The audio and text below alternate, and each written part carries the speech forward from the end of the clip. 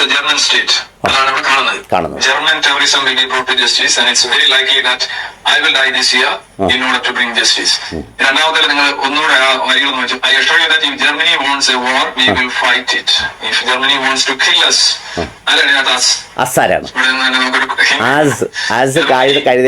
Germany ഞങ്ങളെ കൊല്ലുക, ഞങ്ങളെ കൊല്ലണമെങ്കിൽ ഞങ്ങൾ അവരെ കശാപ്പ് ചെയ്യും.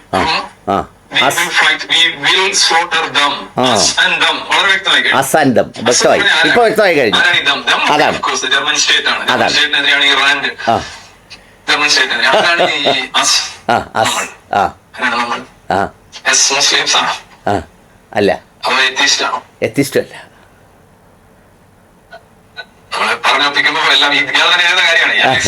ശരിയാണോ? ഉത്തരം കണ്ടുപിടിച്ചല്ലേ. പൊട്ടം പുട്ടു കഴിഞ്ഞത്.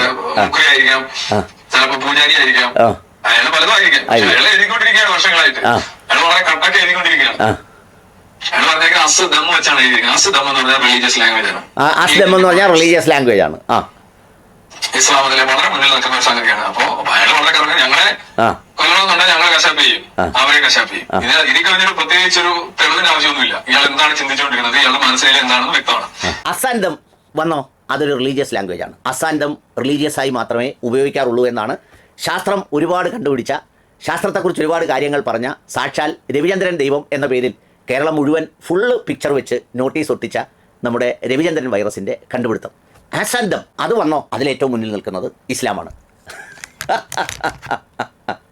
യഥാർത്ഥത്തിൽ ഇയാൾ ഒരു പൊട്ടൻ പുട്ടു വിഴുങ്ങിയതുപോലെ നിന്ന് ഈ ന്യായം പറയുന്ന കേൾക്കുമ്പോൾ എൻ്റെ ശാസ്ത്രവാദികളും കൗമാരവാദികളും ആയ ആളുകളെല്ലാവരും ഈ പറഞ്ഞ ഇദ്ദേഹത്തിന് ഒന്ന് പറഞ്ഞു കൊടുക്കേണ്ട ഒരു കാര്യമുണ്ട്. എത്ര മനോഹരമായി ഈ പറയുന്ന ആസാന്തമ്മിനെ ഇംഗ്ലീഷ് സാഹിത്യത്തിൽ ഇതുപോലെ ആരും വ്യാഖ്യാനിച്ചിട്ടില്ല.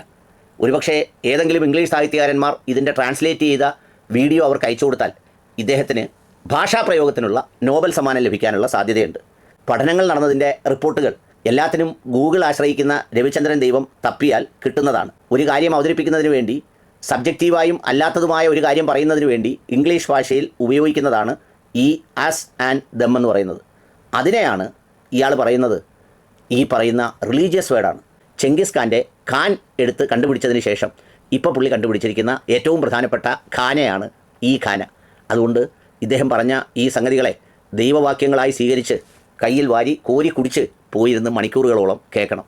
ഇയാളൊക്കെ പഠിപ്പിക്കുന്ന കുട്ടികളുടെ സ്ഥിതിയും ഇയാളെയൊക്കെ വീട്ടിൽ കിടത്തി ഉറക്കുന്ന കുടുംബത്തിൻ്റെ സ്ഥിതിയുമാണ് എന്നെ അത്ഭുതപ്പെടുത്തുന്നത്.